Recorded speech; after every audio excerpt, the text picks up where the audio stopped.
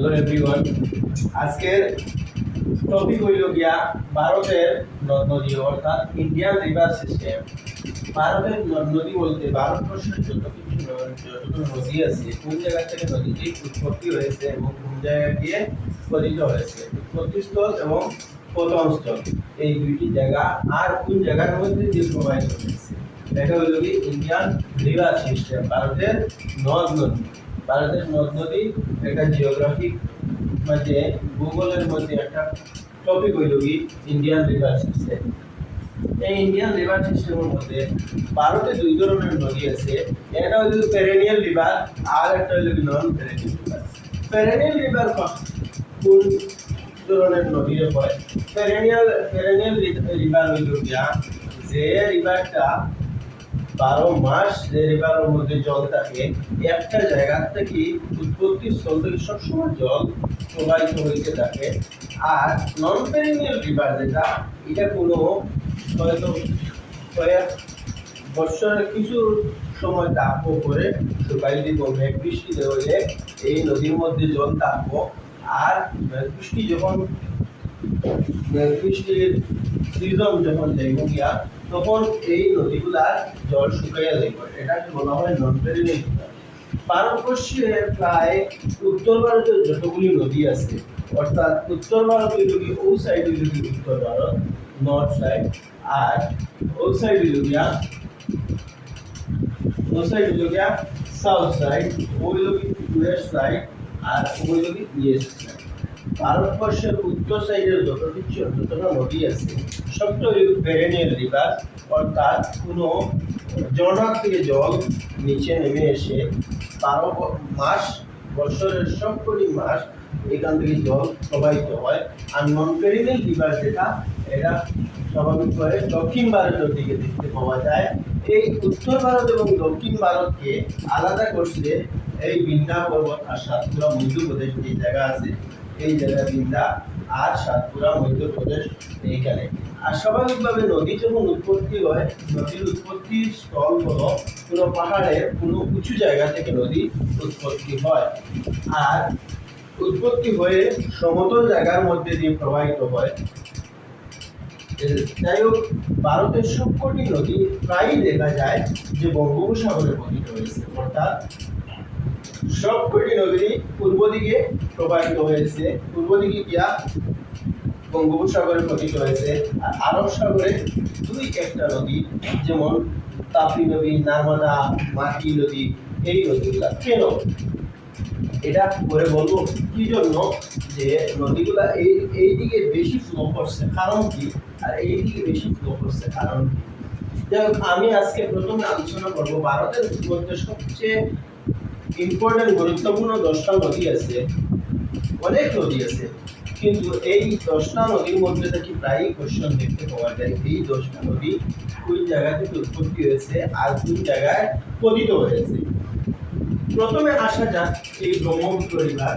Brahmaputra river যেটা, এটা Yarlung south, তার নাম হলো, এটা চায়না থেকে, এই জায়গা হলো চায়নার কৈলাস রেঞ্জ আছে, এই কৈলাস রেঞ্জের মানসরোবর এখান থেকে উৎপত্তি হয়ে সে চায়না, তারপরে আমাদের নর্থ ইস্টের অরুণাচল প্রদেশ হয়ে সে আসামের মধ্যে প্রবাহিত হয়ে বঙ্গোপসাগরে গিয়ে বাংলাদেশে গিয়ে বঙ্গোপসাগরে পতিত হয়েছে।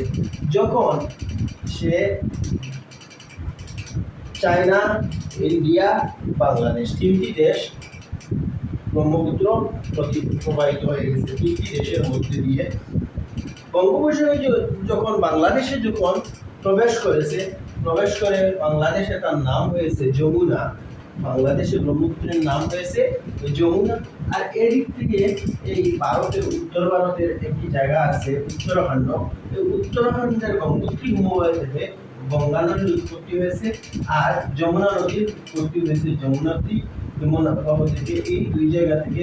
কিন্তু যমুনা নদী যখন উৎপত্তি হয়ে প্রথম স্তর বঙ্গোপসাগরে পড়েছে, রাস্তার মধ্যে এই ট্রিবিউটারি হইল গিয়া, এই গঙ্গা নদী হলো যমুনা নদীর ট্রিবিউটারি, অর্থাৎ গঙ্গা নদী এসে যমুনা নদীর সাথে মিলিত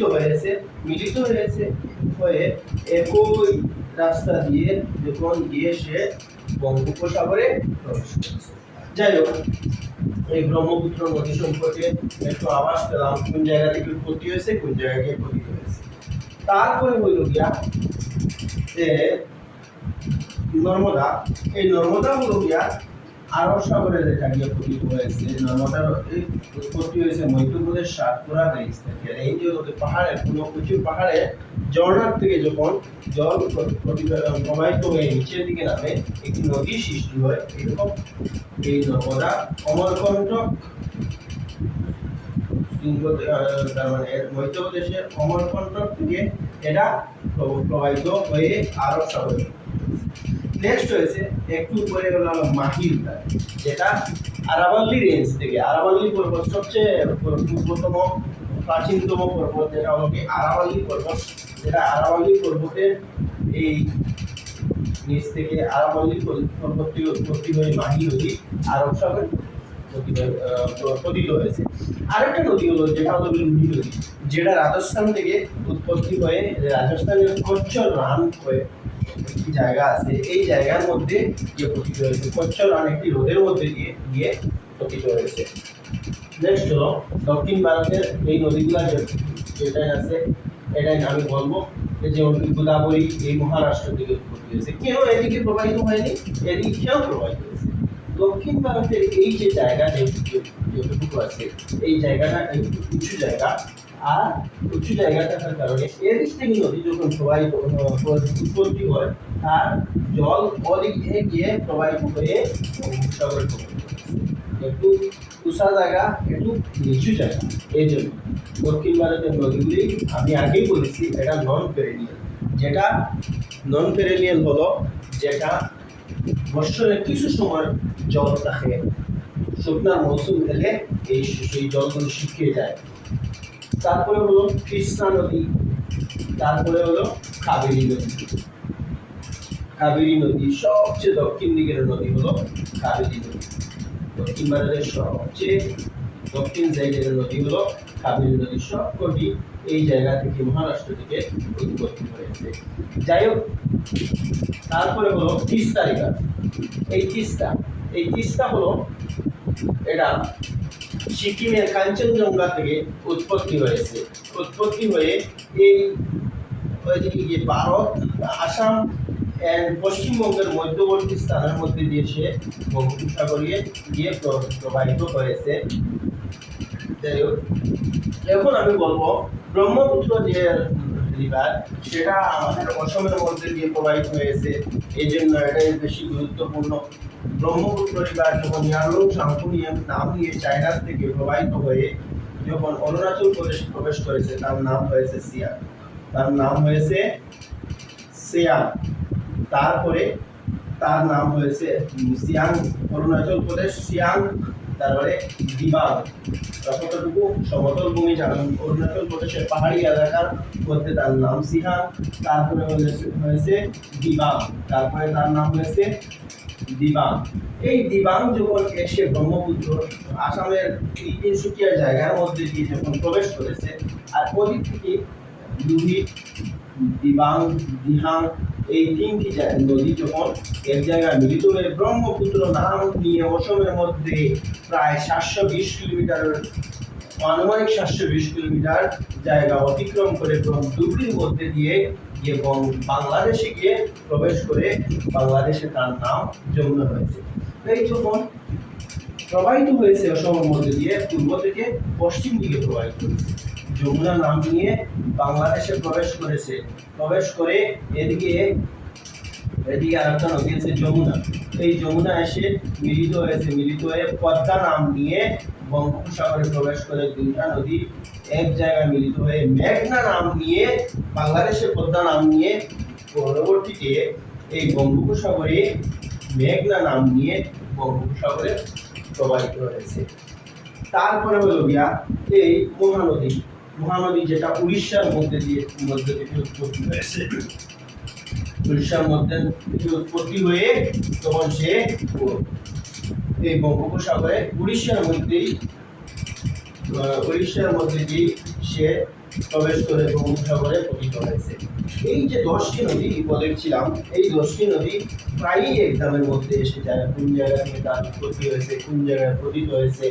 এই উত্তর ভারতের নদীগুলা কি সারা বছর জল থাকে, দক্ষিণ ভারতের নদীগুলা কেন সারা বছর জল থাকে না, নন পেরেনিয়াল রিভার কাকে বলে।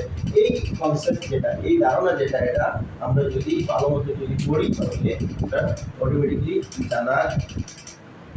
অটোমেটিক্যালি আমরা স্মরণ রাখবো। কারণ যখন কোনো একটা জিনিস আমরা শিখতে চাই, তার মূল্য যে ধারণা যদি আমাদের মনের মধ্যে যায়, তাহলে আমরা শেখা খুব বেশি সহজ হইব।